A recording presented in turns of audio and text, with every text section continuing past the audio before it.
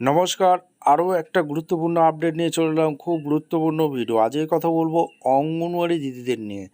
অঙ্গনওয়াড়ি দিদিদের নিয়ে কথা বলবো।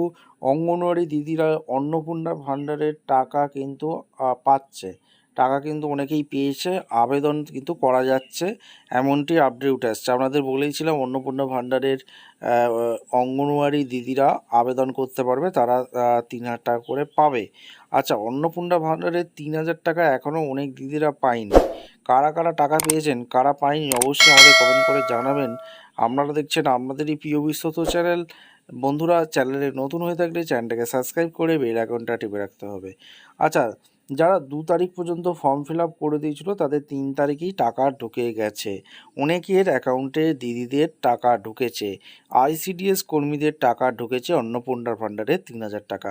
এবার অনেক দিদিরাই কমেন্ট করছেন যে এখনও টাকা পায়নি। এখনও কেন টাকাটা ঢুকলো না? দেখুন, ৩ জুনের পর ৩ জুনের পর যারা ফর্ম ফিল আপ করেছে তাদের অনেকেরই এখনও পর্যন্ত টাকা ঢোকেনি।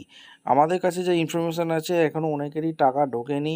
আস্তে আস্তে সরকার ধাপে ধাপে ভেরিফিকেশান যেমন হবে, সরকার ধাপে ধাপে টাকা দেবে বলে শুভেন্দু অধিকারী মহাশয় ঘোষণা কিন্তু করেছিল। আচ্ছা, এবার কারা কারা টাকা পেয়েছেন, কারা কারা পায়নি, অবশ্যই কমেন্ট করে জানাবেন। কোন জেলা থেকে ভিডিওটা দেখছেন অবশ্যই কমেন্ট করে জানাবেন। দেখা হচ্ছে কোনো পরবর্তী ভিডিও। ধন্যবাদ।